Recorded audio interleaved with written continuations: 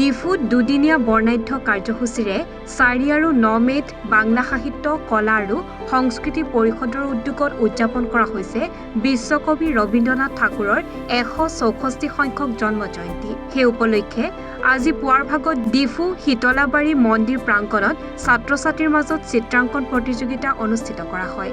অহা 9 মে'ত ডিফু ক্লাবত পতাকা উত্তোলন, কবিগুৰুৰ শ্ৰদ্ধাঞ্জলি অনুষ্ঠান আৰু সন্ধিয়াৰ ভাগত সাংস্কৃতিক সন্ধিয়া অনুষ্ঠিত হ'ব বুলি বাংলা সাহিত্য, কলা আৰু সংস্কৃতিৰ পৰিষদৰ সভাপতি গৌতম কুমাৰ ৰয় আৰু উপসভাপতি নিতাই দাসে জানিবলৈ দিয়ে।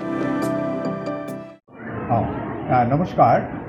আজি আমি বিশ্বকবি ৰবীন্দ্ৰনাথ ঠাকুৰৰ 164তম জন্মদিবস উপলক্ষে আজি আমি শীতলাবাৰী মন্দিৰ প্ৰাংগণত সকলো সৰু ল'ৰা ছোৱালীবোৰৰ আমি চিত্ৰাংকন প্ৰতিযোগিতা অনুষ্ঠিত কৰিছোঁ আৰু 9 তাৰিখত আছে তেওঁৰ জন্মদিবস।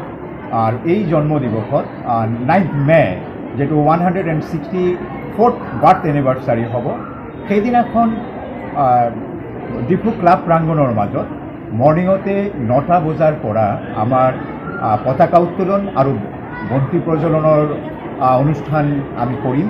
ইয়াৰ পাছত সন্ধিয়া 6 বজাৰ পৰা আমি সাংস্কৃতিক অনুষ্ঠানৰ আয়োজন কৰিছোঁ।